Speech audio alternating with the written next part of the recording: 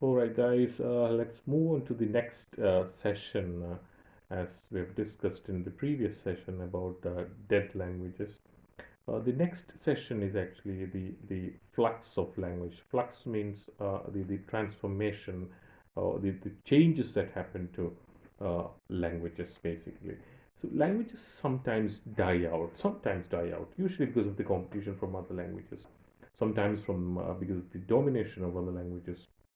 For example, it's only during the past few centuries that English has become the universal language in different parts of the world because of its ability to regain the position of such a great, powerful language because of colonization.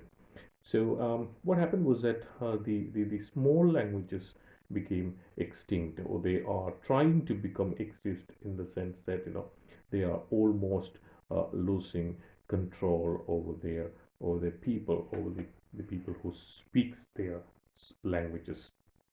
So it gradually, extinct. It gradually became displaced and finally die out in a competition with the dominant language.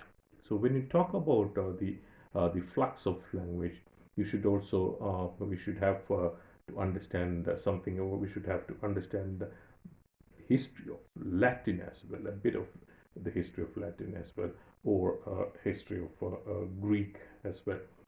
The classical Greek or the classical Latin, which was spoken by people like Julius Caesar during the greatest or the mighty Roman Empire. So the current Italian language in Italy is actually a transformed version of the classical Latin language, and the current Greek language, which is used in the country of Greece, is actually a transformed version of the classical Greek, which is spoken by Sophocles or Aristotle or Pericles. All right, so the modern Italian developed out of the everyday language of the ancient Roman marketplace and the common soldiery rather than out of the upper class literary Latin that Caesar wrote. These are all different aspects when you come across the flux of language. But the basic question that you should ask yourself is that, or linguists basically ask themselves is, do languages die? Do languages actually die? Or why do languages die?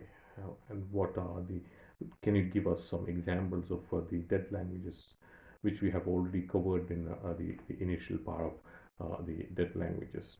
And what happened to, and how this mighty English language came into existence, is the beginning of English language, and the changes that happened to English language as well. So these are some of the aspects that you should also have to understand while dealing with the flux of languages. And in fact, all living languages change through the rate of change, though the rate of change varies from time to time and from language to language. All right, so let's consider about the linguistic change which happened to English language. As you know that we can give an authentic version of English language through the New English Bible, uh, which was published by, or you can call it the King James version of the New English Bible. So the New English Bible from 1961, when you compare it with the King James Bible of 1611, the 17th century King James Bible, there are a lot of changes that happen when you uh, go through in detail of the linguistic aspects of the Bible. When you consider the vocabulary which was used in the King James version of the 1611 or the 17th century, they during that period, nigh, N-I-G-H, nigh, was used in place of near when you consider it in the New English Bible. All right, so meat, another term, meat. which in the modern English means fitting, or we can call broad. There are several other words which go into the depth of the linguistic aspects, the transformation of linguistic aspects in the Old English or the Middle English, 17th century English Bible, the King James Bible, and the modern English, the New English Bible, which was published in 1961. And even grammar, in the part of grammar also, the use of personal pronoun. You might have come across this term thou, thou, and its accusative thee. So thou and thee or thy changed definitely to you.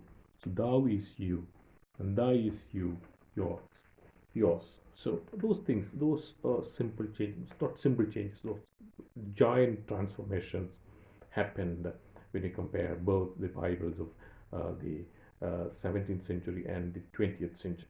Basic linguistic changes that happened in English. And when you consider the word order as well, so the in the word order you can see the verb, subject, object. That is VSO. As compared to the modern English grammar, it is the subject, verb, order. So subject, verb, object. So SVO. So in spelling also there are a lot of changes happened. A majority of the changes, when you compare Chaucer's The Canterbury Tales and when you deal with one of the modern English writers' work, you can understand the differences which happened, the transformation which happened over the years. Or you can check in section wise, like you deal with Chaucer's English, or Chaucer's The Canterbury Tales, and William Shakespeare's one of the dramas written by William Shakespeare, and you consider Francis Bacon again, and you have to come back to either Shashi Tharoor or one of the modern English writers. So these are the differences that you can find yourself, which happened, especially the changes in grammar, the changes in vocabulary, the changes in pronunciation, spelling, lexical meaning, and things like that. It has changed, a gradual change, drastically it has changed. The spelling, in spelling specifically, the use of u and v, which are not used to distinguish vowel from consonant. V is always used at the beginning of a word. V was used at the beginning of the word, and U always used elsewhere. Like as is given in the slide, an example: window or thou. U is there at the end of you. Oh, B sound starts with the word, and U sound ends with the word. So it's a kind of a completely changed language when it comes to the 17th century English King James Version Bible. All right. So when you compare this with John Wycliffe's Bible, the first person who translated the entire Bible into English, which has happened in the 14th century, there were many changes in vocabulary, many words and phrases which sound archaic or very old or old-fashioned, which took place in the 14th century English Bible written by Wycliffe, the Wycliffe's Bible. Similarly, in the case of Geoffrey Chaucer as well, the Canterbury Tales as well. It's like in force of, which means indeed, or wrath, which in the modern English, which means angry. You can also see there is another alternative term for wrath, which is currently used, which is wrath, WRATH, almost similar to the Old English Bible, the John Wycliffe's Bible. So wrath is almost wrath, is WRATH. Or we have a modernized word which is angry. All right. So words which are quite strange to the modern reader, like neiged, neiged is approached, or cleped, or called. So familiar looking words with unfamiliar meanings, like symphony, symphonia. You can link the meaning to symphonia means something related to music, But that was the term, that was the word which was used during the 14th century English Bible.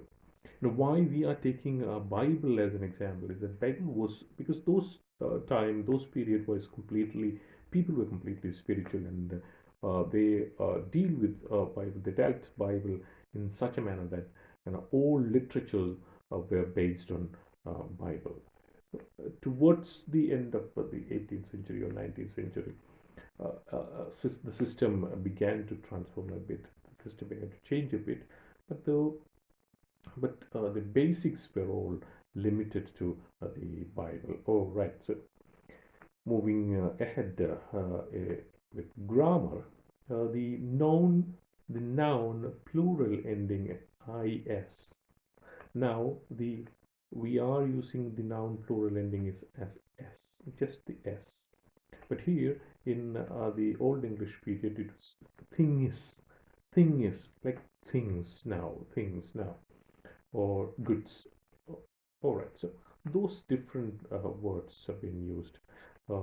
Instead of s, which is used in the modern English, during the Old English, they have added additional I as well. So thing is instead of things. So I is changed to s. So some kind of elimination happened. So I has been changed over the years when it came to the modern English. The verb plural endings like en or n, the verb plural endings, so like weren, ben, the verb past tense endings like id, like clepide or axid, and past participle ending in or common or fountain, things like that. Because these are all, the influence of, or the influence of French as well, a bit of French. These were all linked together. So English was linked to French, to German, to Greek, even to Sanskrit. So that was the family of language, the association of languages which happened during the changes that happened. Even now also, when you look at the word different words which you are using regularly, you can find the difference of spelling, the difference of grammar, difference of usages, the form, the structure, everything has been changing. It's been changing on a regular basis. That is the flux of language, the flux of language, or language flux. And the word order almost no difference. It's very close to that of present English during that period. The word order, as mentioned for the subject, verb, object, almost similar, but there was a bit of differences as well. The spelling was affected in the majority of the portions. Like spelling occurs, u occurs in the passage, not v. But in Wycliffe's time, they tended to be used interchangeably. The use of I instead of y, y, that is the influence of Spanish. So y, the J, the letter J is being pronounced as y in Spanish. Y. And the use of I instead of y. So that time they used I a lot instead of J or ear sound. All right. So when you move across the vocabulary, one of the best sort of examples during that period was a manuscript of the early 11th century, a manuscript written by someone actually in the 11th century.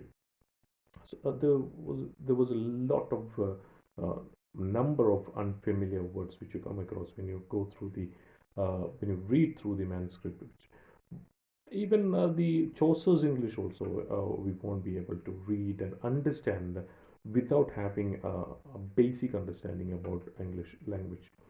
Some of them died out. So this is written here like the when then Chanelath approached Sweg noise. We don't understand anything when you compare the manuscript of the 11th century with a literature of the 21st century. Some are used in an unfamiliar sense as well, like acre. Acre has developed into our acre now. The acre, which means field, of course, or the amount of field. Some are unchanged in meaning but appear in unfamiliar spelling, like Eldrasuno. Eldrasuno is elder son. Eldrasuno is elder son. See the applications and the influences of other languages, the influences of you know um, uh, the symphony or music coming into place. Things like that will be there. Was there during that period. So when you go into the depth of language, you will understand all these things. And another thing about the grammar part also, words that change their endings according to the grammatical function in the sentence.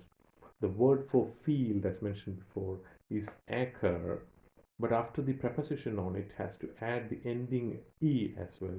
And so we have the expression on acere, acere.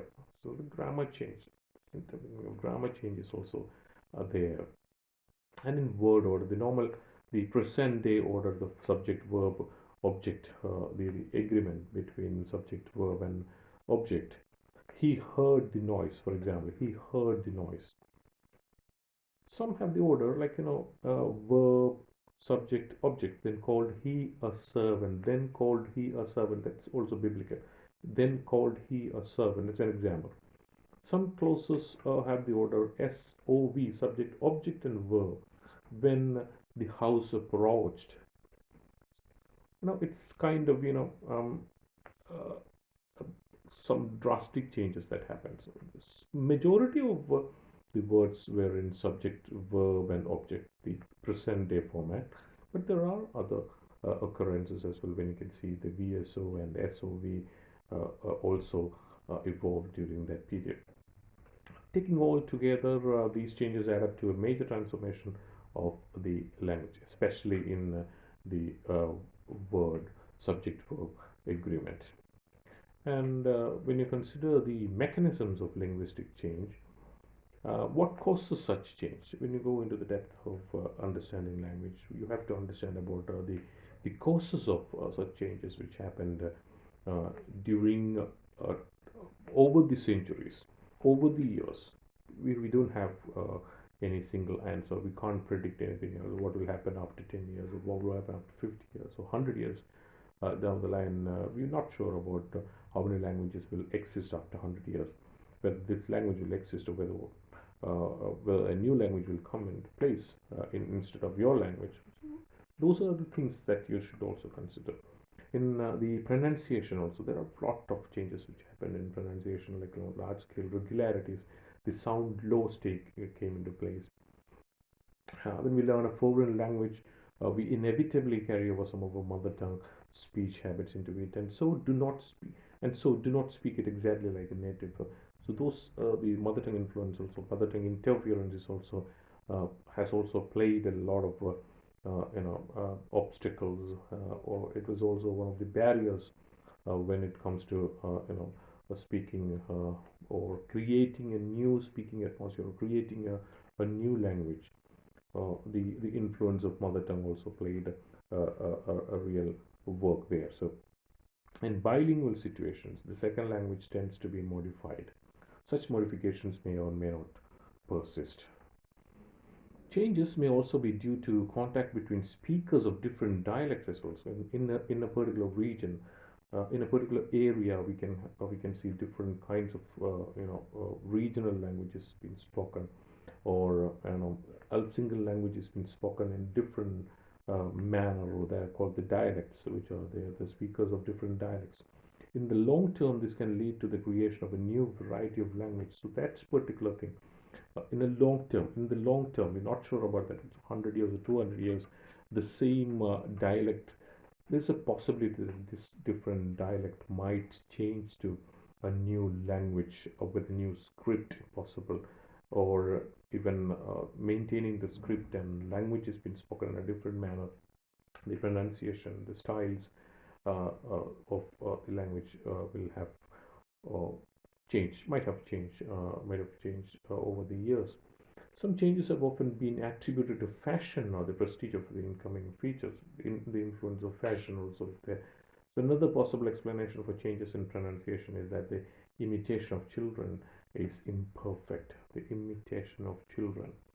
in pronunciation. So, all right, as we've come across assimilation and elision, uh, it's one of the very common kind of change which happen.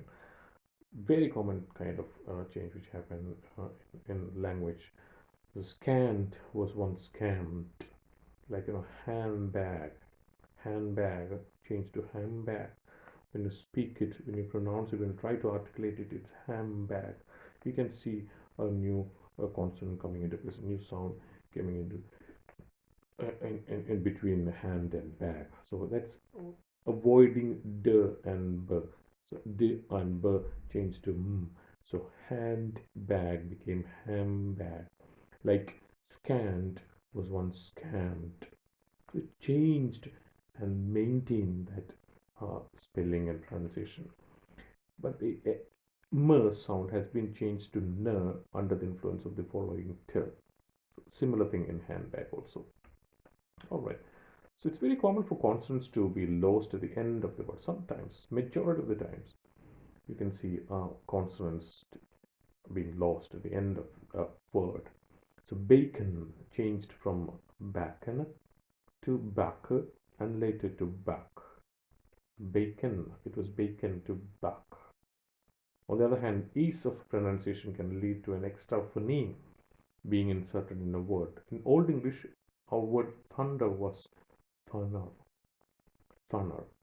By normal development, thunder would have become thunder, but d has been inserted in the pronunciation. So it should have been thunder, but thunder became thunder.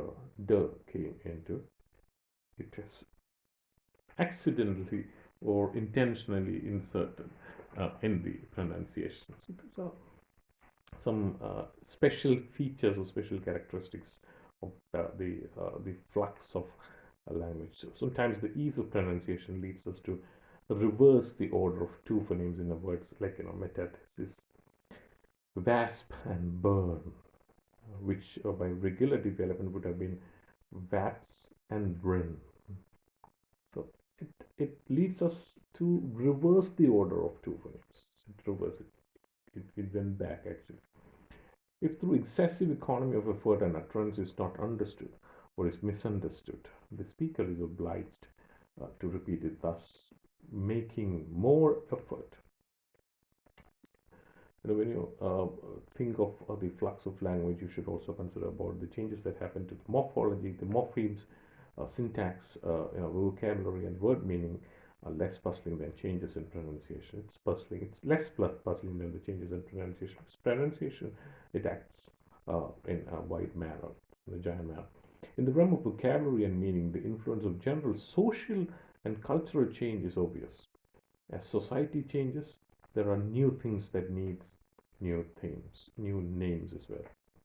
There is the constant conflict between the principle of minimum effort and the demands of communication, and minimization of effort is seen in the way words are often shortened.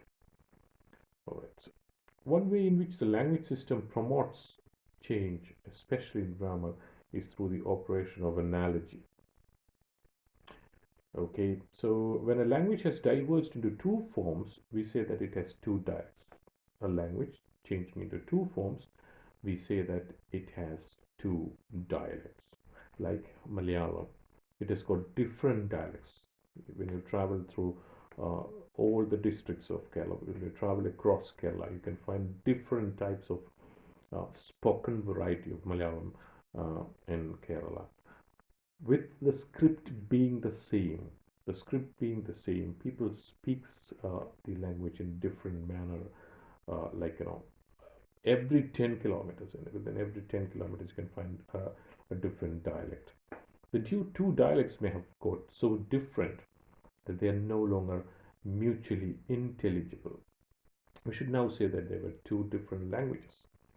So you travel from one part of England to the other part of England, you will feel like they are speaking entirely two different languages. So this process has occurred many times in human history, which is why there are now over 6,000 plus 7,000, almost 7,000 languages in the world, different languages. which has definitely all these languages have evolved as from a single parent language. We were all speak this those time we didn't have this much of population. We had only few people residing in the world. And we spoke a single language, and over the years, over time, when time changed, when transformation happened, languages evolved, languages changed. Many of them belong to some group of related languages, and some of these groups are very large, constituting what we can call language families, like in the Indo-Aryan family of language or the Indo-European family of language. Oh, right, that is about divergent language, or like divergent development. Language is dividing into different dialects. So when it comes to convergent development, for example, Latin, only one of a number of related languages, dialects of Italic, which was spoken in the city-states of ancient Italy. At one time, some of these Italic languages, such as Umbrian or Oscan, may have been at least as widespread and important as Latin. All right. So we'll have to go into the depth of understanding of language so that you will understand more about the flux of language, which is really interesting when you go in detail, go into the details of the linguistic aspects of different languages. All right. Let's have a discussion on this in one of our next sessions. Thank you so much. Thanks for your attention. Thank you so much.